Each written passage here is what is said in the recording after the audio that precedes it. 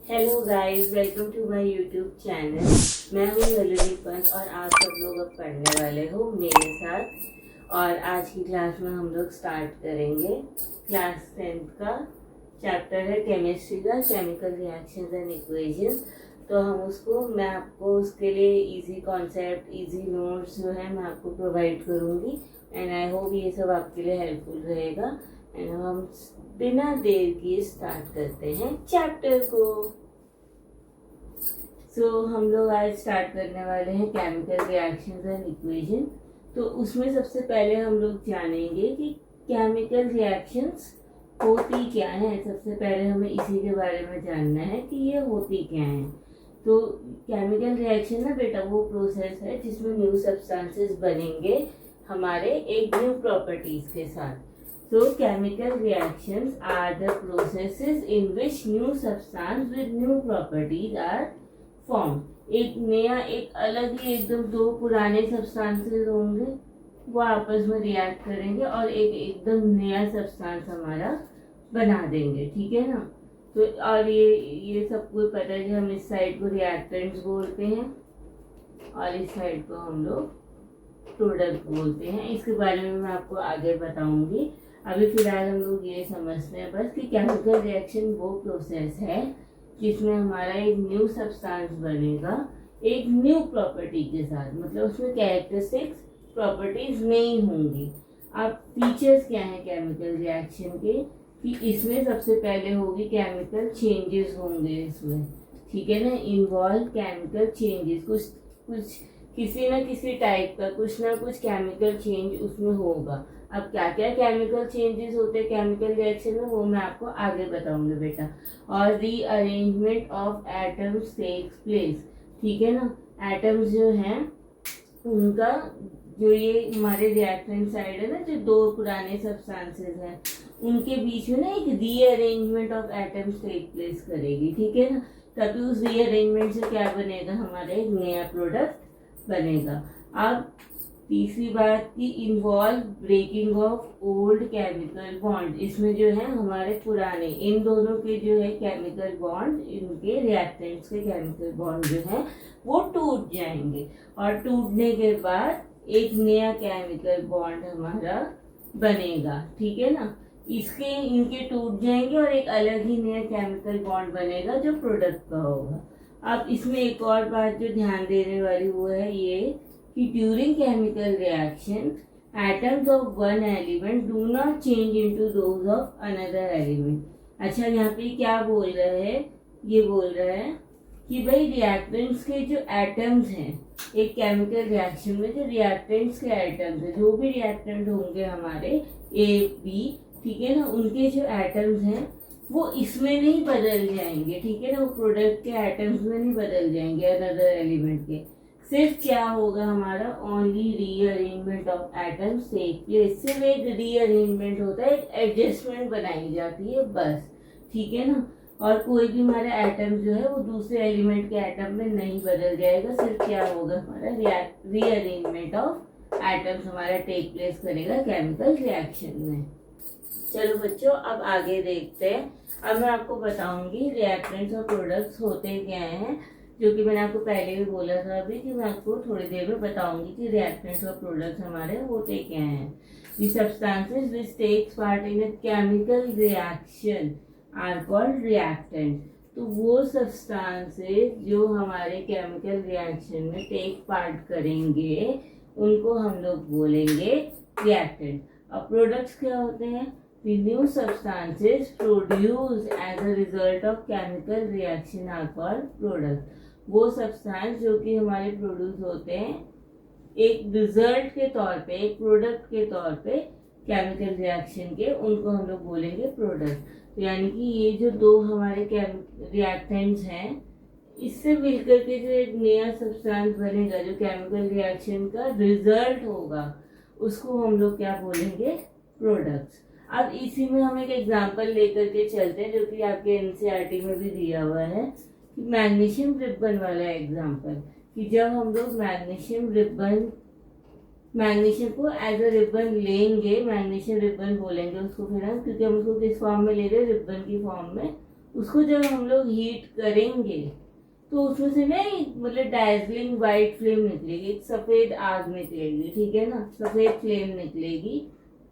और वो क्या बनाएगी, हमारा वाइट पाउडर बनाएगी। क्या बनाएगी, वाइट पाउडर बनाएगी जब हम उसको हीट करेंगे, जिसको हम लोग क्या बोलते हैं, उस पाउडर को मैग्नीशियम ऑक्साइड बोलेंगे हम उस पाउडर को, ठीक है ना।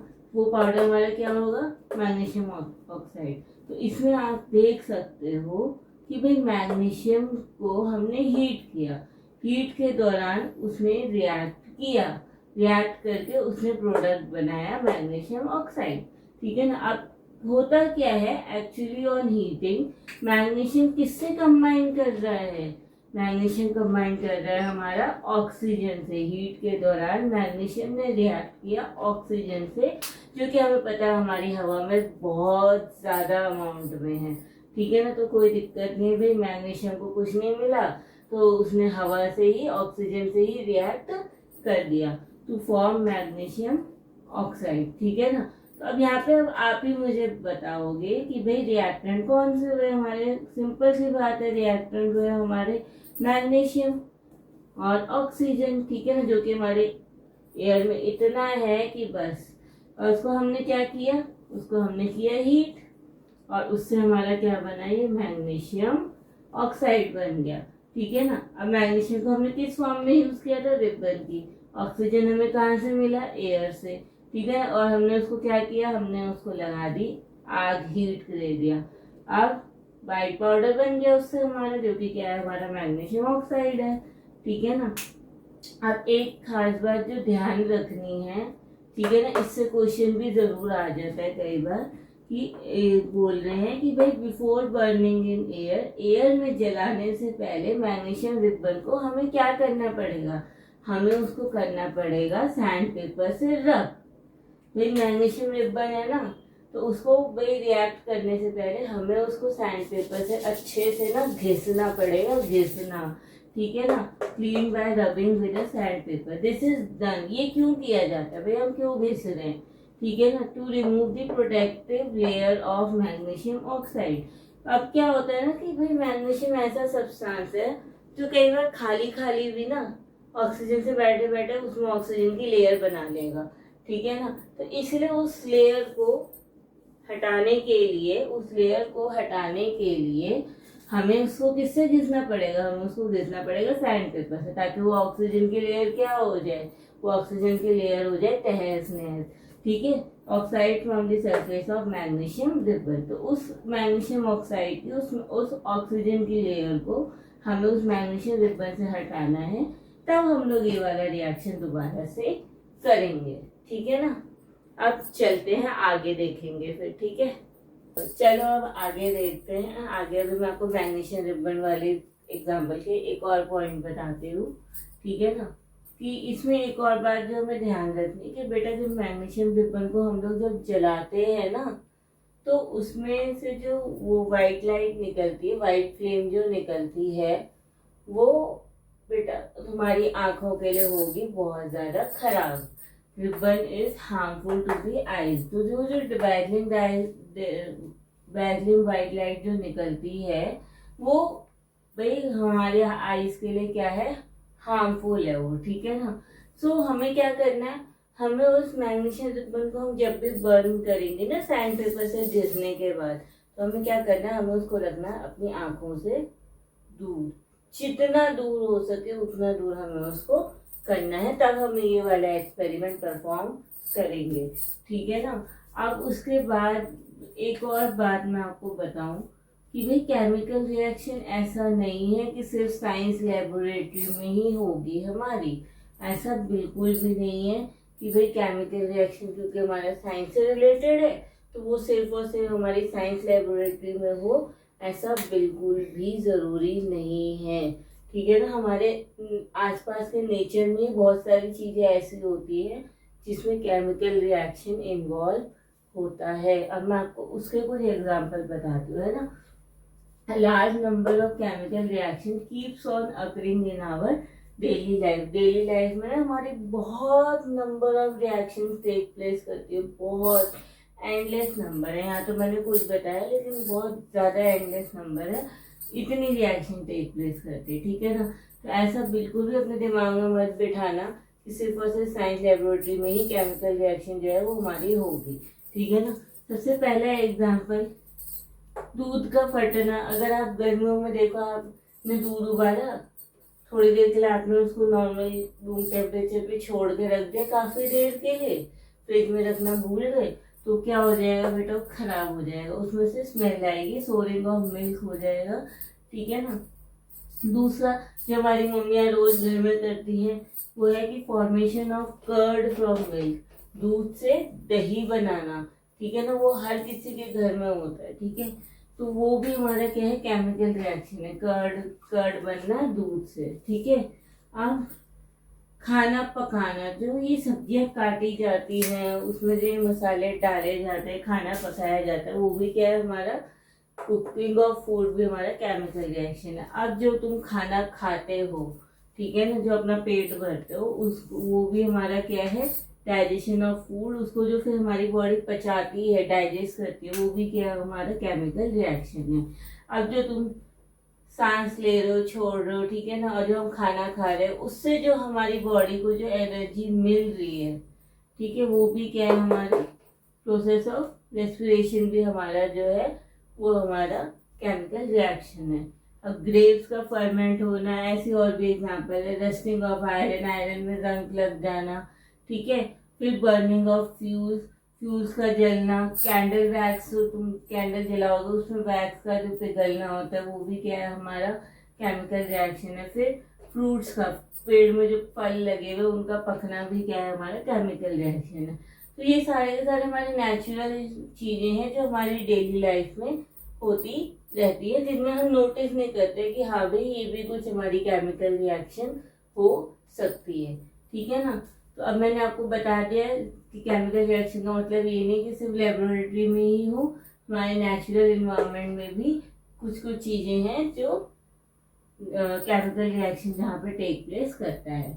अब बेटा मैंने शॉर्ट में जो कुछ कैरेक्टरिस्टिक्स लिखी केमिकल रिएक्शन, जिसका डिटेल में मैं बताऊंगी अभी आगे, ठीक है ना। तो सबसे पहले जो रिएक्शन है, वो जो कैरेक्टरिस्टिक्स है केमिकल रिएक्शन की, जो विशेषताएं हैं, जो फीचर है, वो है कि इवोल्यूशन ऑफ गैस, उसमें कोई ना कोई गैस आपकी निकलेगी, ठीक है ना। इवोल्यूशन ऑफ गैस होगा, चाहे वो हाइड्रोजन हो, ऑक्सीजन हो, कोई भी गैस हो, ठीक है ना, कार्बन डाइऑक्साइड हो, तो इवोल्यूशन ऑफ गैस हमारा टेक प्लेस करता है केमिकल रिएक्शन में, ठीक है। फिर दूसरा है फॉर्मेशन ऑफ प्रेसिपिटेट, प्रेसिपिटेट बनता है जैसे हमने मैग्नीशियम वाले लिया, तो उसमें जो हमारा मैग्नीशियम ऑक्साइड बना, ठीक है ना, वो वाइट पाउडर फॉर्म में बना, तो वो क्या है, वो प्रेसिपिटेट ही है, ठीक है ना। तो अब फॉर्मेशन ऑफ प्रेसिपिटेट भी क्या है, वो भी हमारा एक कैरेक्टरिस्टिक है केमिकल रिएक्शन का। फिर चेंज इन कलर, कलर में चेंज हो जाना, भाई क्या पहले नीले रंग का था फिर हरे रंग का हो गया केमिकल रिएक्शन के बाद, तो केमिकल रिएक्शन में चेंज इन कलर भी क्या है हमारा एक कैरेक्टरिस्टिक है। अब टेम्परेचर का चेंज होना, तो गर्म हो जाना किसी प्रोडक्ट का और ठंडा हो जाना, ठीक है ना, केमिकल रिएक्शन में या तो गर्म हो जाता है एक्सट्रीम या फिर कूल डाउन हो जाता है, ठंडा हो जाता है, टेम्परेचर में गिरावट आ जाती है, ये भी हमारा एक कैरेक्टरिस्टिक है। फिर लास्ट कैरेक्टरिस्टिक क्या है कि स्टेट में चेंज हो जाता है। स्टेट में चेंज का मतलब है सॉलिड है तो लिक्विड में बदल गया, लिक्विड है तो गैस में बदल गया, ठीक है ना, गैस है तो सॉलिड में, ऐसी सॉलिड आपका वो गैस में बदल सकता है, ऐसे मतलब बहुत सारी चीज़ें हो सकती है, स्टेट में चेंज होना, ठीक है। अब मैं आपको आगे बताऊंगी। सो बच्चों अभी तक हमने कैरेक्टरिस्टिक्स देखी है छोटे, उसके पॉइंट मैंने आपको बताया था मेन कि क्या कैरेक्टरिस्टिक्स होते हैं। तो अब हम इसी के आगे जो कैरेक्टरिस्टिक्स हैं उन्हीं को थोड़ा डिटेल में विद एग्जांपल हम लोग देखेंगे। तो सबसे पहली कैरेक्टरिस्टिक्स जो मैंने आपको बताई थी वो क्या थी, इवोल्यूशन ऑफ ए गैस की। गैस एक केमिकल रिएक्शन में गैस इवॉल्व हमारी होती है, ठीक है ना। तो सब chemical reactions are characterised by the evolution of gas. कुछ केमिकल रिएक्शन की क्या कैरेक्टरिस्टिक्स होती है कि उसमें हमारा गैस इवॉल्व होता है। अब इसके हम कुछ एग्जांपल देखते हैं। सबसे पहला एग्जांपल ना कि जब हम लोग केमिकल रिएक्शन करवाएंगे किसकी केमिकल रिएक्शन, जिंक और डाइल्यूट सल्फ्यूरिक एसिड की। ठीक है ना। अब डाइल्यूट और कॉन्सेंट्रेटेड क्या होता है ये मैं आपको आगे बताऊंगी वीडियो में। ठीक है ना। तो अभी के लिए फिलहाल ये जान लो कि जिंक और डाइल्यूट सल्फ्यूरिक एसिड उसकी कैरेक्टरिस्टिक क्या होती है कि उसमें गैस इवॉल्व होती है। और कौन सी गैस इवॉल्व होती है बेटा? उसमें होती है हाइड्रोजन गैस इवॉल्व होती है। ठीक है ना। कौन सी गैस होती है इवॉल्व? Hydrogen gas. अच्छा, अब अगर आपको चेक करना हो ना कि भाई हाइड्रोजन गैस इवॉल्व हुई है कि नहीं हुई है, तो आप लोग क्या करोगे बेटा? आप लोग लोगे एक मोमबत्ती, उस मोमबत्ती पे लगाओगे आग, और जब आप ये केमिकल रिएक्शन कर रहे होगे तो उस मोमबत्ती को उस केमिकल रिएक्शन के पास लेकर के जाओगे, और एक बेटा एक पॉप आवाज वाली आवाज आए ना, अगर पॉप साउंड आए एकदम से कैंडल को रिएक्शन के पास ले जा करके, तो उसका मतलब क्या होगा बेटा कि आपकी हाइड्रोजन गैस ही इवॉल्व हुई है। ठीक है ना। तो यहाँ पे हाइड्रोजन गैस की कैरेक्टरिस्टिक क्या है कि भाई जब भी आप उसके पास एक बर्निंग कैंडल लेकर के जाओगे तो उसमें से आएगी पॉप अप साउंड। तो यहाँ पे हमारी हाइड्रोजन गैस इवॉल्व हुई। अगर आपको चेक करना हो कि भाई हाइड्रोजन गैस ही है तो मैंने आपको उसका तरीका भी बता दिया है। अब देखो दूसरा हम एक और एग्जाम्पल ले रहे हैं कि मैग्नीशियम और डाइल्यूट हाइड्रोक्लोरिक एसिड या फिर डाइल्यूट सल्फ्यूरिक एसिड। अब या तो मैग्नीशियम ले लो या फिर डाइल्यूट हाइड्रोक्लोरिक एसिड और डाइल्यूट सल्फ्यूरिक एसिड। ठीक है ना। इन दोनों में से बेटा कुछ भी ले सकते हो, डाइल्यूट HCl भी और डाइल्यूट सल्फ्यूरिक एसिड भी। ठीक है ना। तो इसमें भी कैरेक्टरिस्टिक क्या होगी हमारी? Evolution of A hydrogen gas. Again आप बर्निंग कैंडल ले जा करके चेक कर सकते हो कि ये हाइड्रोजन गैस ही है कि नहीं। ठीक है ना। अब तीसरा जो हम एग्जाम्पल ले रहे हैं बेटा, तो वो ले रहे हैं सोडियम कार्बोनेट। ठीक है ना। Sodium carbonate and dilute hydrochloric acid का। ठीक है।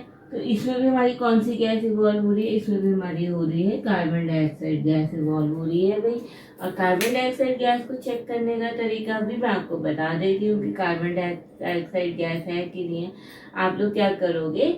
आप लोग लाइम वाटर को इस रिएक्शन के पास लेकर के जाओगे जब ये रिएक्शन हो रही होगी, और वो लाइम वाटर अगर मिल्की हो गया तो उसका मतलब होगा कि वो जो गैस है वो हमारी क्या है? कार्बन डाइऑक्साइड गैस ही है। ठीक है ना। अब आगे बढ़ने से पहले, क्योंकि नेक्स्ट कैरेक्टरिस्टिक क्या है? नेक्स्ट कैरेक्टरिस्टिक है हमारी प्रेसिपिटेट की, कि प्रेसिपिटेट बनता है केमिकल रिएक्शन में। तो उसके लिए उससे पहले हम प्रेसिपिटेट होता क्या है उसके बारे में जान लेते हैं एक बारी। यह precipitate is a solid product. क्या है वो? एक सॉलिड प्रोडक्ट है जो कि क्या होगा? सेपरेट हो जाता है, which separates out from the solution. किससे सेपरेट हो जाता है ये सॉलिड प्रोडक्ट? सेपरेट हो जाता है सॉल्यूशन से। किस दौरान होगा? During the chemical reaction. Chemical reaction के दौरान जो हमारा एक सॉलिड प्रोडक्ट है वो सेपरेट जो हो जाता है सॉल्यूशन से, तो उसको हम लोग क्या बोलते हैं? उसको हम लोग प्रेसिपिटेट बोलते हैं। सो बेटा अभी हमने देखा कि प्रेसिपिटेट होता क्या है। ठीक है ना। तो अब हम देखेंगे कि हम प्रेसिपिटेट को कैसे बना सकते हैं। ये मैं आपको एक्स्ट्रा नॉलेज दे रही हूँ, ये इतना ज़्यादा इम्पॉर्टेंट नहीं है, बट मैं आपको बता रही हूँ एक तरीके से कि प्रेसिपिटेट बन कैसे सकता है। तो प्रेसिपिटेट सबसे पहले तो हमारे दो तरीक़ों से बन सकता है। सबसे पहला उसमें क्या है कि आपने एक्वस सॉल्यूशन को क्या किया? मिक्स कर दिया। रिएक्टेंट, दो रिएक्टेंट्स हैं, उनके एक्वस सॉल्यूशन को ना आपने मिक्स कर दिया। ठीक है ना। और फिर उसका जो प्रोडक्ट बनेगा ना, जो एक दो तीन प्रोडक्ट जो भी बनेंगे, तो उसमें से एक जो प्रोडक्ट होगा वो होगा आपका इनसॉल्युबल इन वाटर में। वो क्या होगा बेटा? इनसॉल्युबल होगा, वो वाटर में घुलेगा नहीं। और वो जो घुलेगा नहीं वही क्या होगा? हमारा प्रेसिपिटेट होगा, जो हमारा इनसॉल्युबल होगा वाटर में। ठीक है ना। अब दूसरा तरीका ये है हमारा कि भाई हम लोग उस एक्वस सॉल्यूशन में से क्या कर दे? गैस पास करवा दे। उस एक्वस सॉल्यूशन में से क्या कर दे? हम लोग गैस को पास करवा दे।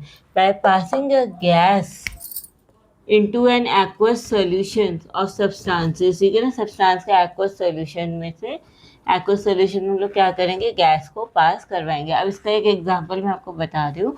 जैसे कि हमने कार्बन डाइऑक्साइड को पास करवाया किससे? लाइम वाटर से। इसका मैंने आपको बताया भी था कि भाई कार्बन डाइऑक्साइड अगर आपको चेक करनी हो गैस, तो कैसे करते हैं हम लोग उसको क्या करेंगे? भाई लाइम वाटर से पास करवाएंगे, और वो लाइम वाटर अगर मिल्की हो गया तो वो कौन सी गैस होती है, वो होती है कार्बन डाइऑक्साइड। तो यही एग्जांपल आपको यहाँ पे दिया है कि एक्वा सोल्यूशन लिया हमने, लाइम वाटर एक एक्वा सोल्यूशन है हमारा, उसमें से हमने CO2 को क्या करवाया, पास करवाया कार्बन डाइऑक्साइड गैस को। तो हमारा क्या बन गया, वो हमारा मिल्की हो गया, और ये हमारा एक प्रेसिपिटेट भी उसमें बनेगा, ठीक है ना, वो आपको आगे मैं बताऊंगी। अब फॉर्मेशन ऑफ प्रेसिपिटेट हमारी दूसरी कैरेक्टरिस्टिक थी, ठीक है ना, केमिकल रिएक्शन की। So come some chemical reactions are characterised by the formation of a precipitate. कुछ केमिकल रिएक्शन हमारी कैरेक्टराइज होती है प्रेसिपिटेट के बनने से। अब मेन है हम उसके एग्जाम्पल देखते हैं। एग्जाम्पल आप लोगों को ध्यान रखने हैं, क्योंकि कई बार क्या होता है ना कि क्वेश्चन जो है वो इनडायरेक्टली पूछ लेते हैं। अब जैसे बोल दिया कि सब्सटेंस एक्स ये है, सब्सटेंस वाई ये है, और आपका येलो प्रेसिपिटेट बना है, ठीक है ना। आप बताओ कौन से सब्सटेंसेस ने रिएक्ट किया कि येलो प्रेसिपिटेट बना है, आपका लीड आयोडाइड का। तो इसलिए आपको एग्जाम्पल को ध्यान रखना पड़ेगा। तो सबसे पहले हमने इसका एग्जाम्पल लिया कि the chemical reaction between potassium iodide, ठीक है ना, और लीड नाइट्रेट के बीच में जो हमने रिएक्शन करवाया, तो उसमें हमारा क्या बना, एक येलो प्रेसिपिटेट बना बेटा। और वो येलो प्रेसिपिटेट का नाम क्या होता है, हमारा लीड आयोडाइड नाम होता है। क्या होता है उसका नाम, लीड आयोडाइड होता है, जो येलो प्रेसिपिटेट हमारा बनेगा, ठीक है ना। अब दूसरा एग्जाम्पल जो हम लोग ले रहे हैं वो किसका है, वो लिया हमने सल्फ्यूरिक एसिड का, ठीक है ना। एक केमिकल रिएक्शन करवाए हमने सल्फ्यूरिक एसिड और बेरियम क्लोराइड के सॉल्यूशन में, किसमें, बेरियम क्लोराइड के सॉल्यूशन में। तो उसमें भी बेटा हमारा बनेगा एक वाइट कलर का प्रेसिपिटेट बनेगा, ठीक है ना, जिसको हम लोग बोलेंगे बेरियम सल्फेट। क्या बोलेंगे हम लोग उसको, बेरियम सल्फेट। तो आपने ये दो एग्जाम्पलों को ध्यान रखना है प्रेसिपिटेट के उसमें, कि भाई जब हमने पोटेशियम आयोडाइड को लीड नाइट्रेट से करवाया तो हमारा येलो कलर का प्रेसिपिटेट बना लीड आयोडाइड। अच्छा, इसको याद करने का तरीका कि यहाँ से हमने उठा लिया लीड को और यहाँ से हमने उठा लिया आयोडाइड को, तो वो बन गया लीड आयोडाइड, ठीक है ना। और भी प्रोडक्ट होंगे, बट यहाँ पे हम सिर्फ अभी प्रेसिपिटेट की बात कर रहे हैं कि प्रेसिपिटेट हमारे प्रोडक्ट में कौन सा प्रेसिपिटेट बना है, ठीक है ना। और दूसरा एग्जांपल क्या लिया हमने लिया सल्फ्यूरिक एसिड और बेरियम क्लोराइड का। तो उसमें अभी अब आप देख लो, यहाँ से आपने उठा लिया बेरियम को, ठीक है ना, जो प्रोडक्ट बनेगा, और यहाँ से सल्फ्यूरिक एसिड से आपने उठा लिया सल्फेट को, तो बन गया वो बेरियम सल्फेट का हमारा वाइट प्रेसिपिटेट बन गया। अब मैं आपको इसकी थर्ड कैरेक्टरिस्टिक्स बताऊंगी, ठीक है। सो बेटा अभी तक हमने दो कैरेक्टरिस्टिक देखे। सबसे पहली क्या थी, इवोल्यूशन ऑफ ए गैस, और दूसरी क्या थी, फॉर्मेशन ऑफ ए प्रेसिपिटेट। अब हम तीसरी कैरेक्टरिस्टिक देखेंगे जो कि क्या थी, चेंज इन कलर। तो अब कुछ केमिकल रिएक्शन अगेन हमारे उसमें क्या होता है, चेंज इन कलर होता है। कलर उसका क्या हो जाता है, चेंज हो जाता है। केमिकल रिएक्शन में जो पहले कलर था रिएक्शन से पहले, और जो बाद में होगा वो चेंज हो जाएगा।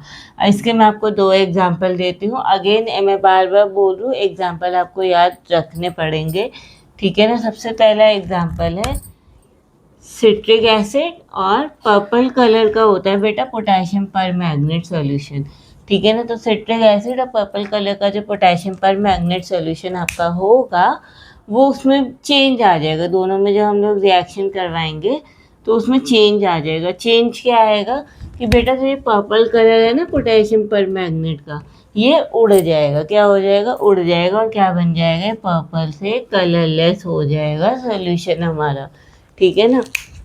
अब दूसरा जो हमारे एग्जाम्पल है वो क्या है कि हम सल्फर डाइऑक्साइड गैस को पास करवाएंगे, किससे, एसिडिफाइड पोटेशियम डाइक्रोमेट सॉल्यूशन। क्या करवाएंगे, सल्फर डाइऑक्साइड गैस को पास करवाएंगे APDS से, यानी कि एसिडिफाइड पोटेशियम डाइक्रोमेट सॉल्यूशन, ठीक है ना। और उसका चेंज क्या आएगा कि भाई जो आपका ऑरेंज कलर है इसका एसिडिफाइड पोटेशियम डाइक्रोमेट सॉल्यूशन का, वो क्या हो जाएगा हमारा, वो हो जाएगा बेटा ग्रीन। ऑरेंज से क्या हो जाएगा, ग्रीन, और इसमें पर्पल से हो जाएगा ये कलर लेस, ठीक है ना। तो अब उसके बाद एक आपको दो पॉइंट जो है ना दिमाग में रखने हैं, ठीक है। सबसे पहला कि जो कॉमन नेम आजकल यूज़ मतलब हमारे आगे केमिस्ट्री में यूज़ होंगे वो है कैल्शियम, एक सबसे पहला जो कॉमन नेम आपको ध्यान रखना वो है कैल्शियम ऑक्साइड, ठीक है ना। कैल्शियम ऑक्साइड आपका केमिकल नेम है, उसको दो कॉमन नामों से जाना जाता है। सबसे पहला बेटा लाइम और दूसरा है क्विक लाइम, ठीक है ना। तो अब कई बार आपको ये बोल देगा कैल्शियम ऑक्साइड ना लिख करके आपको बोल देगा लाइम या फिर बोल देगा क्विक लाइम, ठीक है ना, कि क्विक लाइम से हमने रिएक्ट करवाया, हमने लाइम से रिएक्ट करवाया। तो बेटा उसका मतलब क्या होगा, लाइम में क्विक लाइम बोला जाएगा तो उसका मतलब होगा कि आपको कैल्शियम ऑक्साइड से रिएक्शन करवानी है। दूसरा बेटा जो ये कैल्शियम हाइड्रोक्साइड है हमारा, इसको हम लोग क्या बोलेंगे, स्लेक लाइम। क्या बोलेंगे, स्लेक लाइम, ठीक है ना। तो स्लेक लाइम जब भी कभी बोले क्वेश्चन में कहीं भी, तो उसका मतलब हमारा सीधा सीधा होगा कि वो कैल्शियम हाइड्रोक्साइड की बात कर रहा है, ठीक है। अब change in temperature, change in temperature हमारी फोर्थ कैरेक्टरिस्टिक है, ठीक है। तीसरी मैंने आपको ये करवा दी, अब चौथी पे आ गए हैं हम लोग। चेंज इन टेम्परेचर, तो उसमें क्या होगा कि कुछ केमिकल रिएक्शन में टेम्परेचर में चेंज आ जाएगा बेटा। अब टेम्परेचर या तो बढ़ेगा या फिर कम होगा। और यहाँ पे जो है हम फिर से दो एग्जांपल लेते हैं फिलहाल, कि भाई जो हमने ये यहाँ पे जो मैंने आपको नाम बताया वही यूज़ किए। देखो क्विक लाइम, क्विक लाइम का मतलब क्या हो गया, कैल्शियम ऑक्साइड। कैल्शियम ऑक्साइड को जो हमने रिएक्ट करवाया वाटर से, किससे रिएक्ट करवाया बेटा, वाटर से, ठीक है ना। तो वाटर से रिएक्ट करवाने के बाद हमारा क्या बन गया, ये स्लेक लाइम बन गया। स्लेक लाइम यानी कि हमारा बन गया वो कैल्शियम हाइड्रोक्साइड। और इसमें आ जाएगा हमारा टेम्परेचर में चेंज, जो कि क्या है, राइज, मतलब टेम्परेचर बढ़ जाएगा, ठीक है ना, टेम्परेचर बढ़ जाएगा। और यहाँ पे दूसरा केमिकल रिएक्शन हम लोग जो लेंगे वो है जिंक ग्रेन्यूल और डाइल्यूट सल्फ्यूरिक एसिड का। बेटा जब हम इन दोनों को भी जब हम लोग रिएक्ट करवाएंगे तो उसमें भी हमारा क्या होगा, टेम्परेचर में आ जाएगा चेंज। और चेंज क्या आएगा, हमारा टेम्परेचर बढ़ जाएगा, टेम्परेचर हमारा राइज होगा, ठीक है। अब हम फिफ्थ कैरेक्टरिस्टिक की बात करेंगे जो कि क्या है, चेंज इन स्टेट, जो कि है चेंज इन स्टेट। सो बेटा अभी मैं बोल रही थी कि फिफ्थ कैरेक्टरिस्टिक पे हम लोग जाएंगे, बट उससे पहले मैं आपको एक और एग्जांपल चेंज इन टेम्परेचर का ज़रूर बताना चाहूँगी। वो एग्जांपल है बेरियम हाइड्रोक्साइड, ठीक है ना, और अमोनियम क्लोराइड का। किसका, बेरियम हाइड्रोक्साइड और अमोनियम क्लोराइड का, ठीक है। ये मिलकर के क्या बनाएंगे, तीन प्रोडक्ट बनाते हैं, जिसमें पहला है बेरियम क्लोराइड, दूसरा है अमोनिया और तीसरा है वाटर। तीन प्रोडक्ट बनेंगे इसमें, इस रिएक्शन की तीन प्रोडक्ट्स हैं। और उसके बाद दूसरा इसमें चेंज इन टेम्परेचर हमारा आएगा। लेकिन चेंज इन टेम्परेचर अभी तक जो मैंने आपको दो एग्जांपल बताया उसमें टेम्परेचर क्या हो रहा था बेटा, राइज हो रहा था। और इसमें क्या होगा, इसमें होगा फॉल। क्या होगा इसमें, इसमें हमारा टेम्परेचर हो जाएगा फॉल, गिरेगा, टेम्परेचर कम हो जाएगा, ठीक है ना। अब मैं आपको दो खास बातें भी और बताऊंगी, इसकी डेफिनेशन मैं आपको आगे अच्छे से दूंगी, बट अभी के लिए आप ये समझो कि एक्सोथर्मिक रिएक्शन जो है उसका मतलब होता है बेटा राइज इन टेम्परेचर, जिसमें प्रोडक्ट में आपका राइज इन टेम्परेचर आ जाए उनको हम लोग क्या बोलेंगे, एक्सोथर्मिक रिएक्शन। और जिनमें हमारे टेम्परेचर में क्या होगा, फॉल होगा जिस रिएक्शन में, उसको हम लोग बोलेंगे एंडोथर्मिक रिएक्शन। तो जो अभी जो मैंने आपको चेंज इन टेम्परेचर में जो पहले दो एग्जांपल दिए थे बेटा, तो वो एग्जांपल थे एक्सोथर्मिक के, और ये वाला एग्जांपल है हमारा एंडोथर्मिक का, ठीक है ना। तो टेम्परेचर राइज भी हो रहा है, टेम्परेचर फॉल भी हो रहा है। राइज वाले को हम लोग बोलेंगे एक्सोथर्मिक और फॉल वाले को बोलेंगे हम लोग एंडोथर्मिक। तो अब आते हैं हम हमारी लास्ट कैरेक्टरिस्टिक पे, जो कि है चेंज इन स्टेट।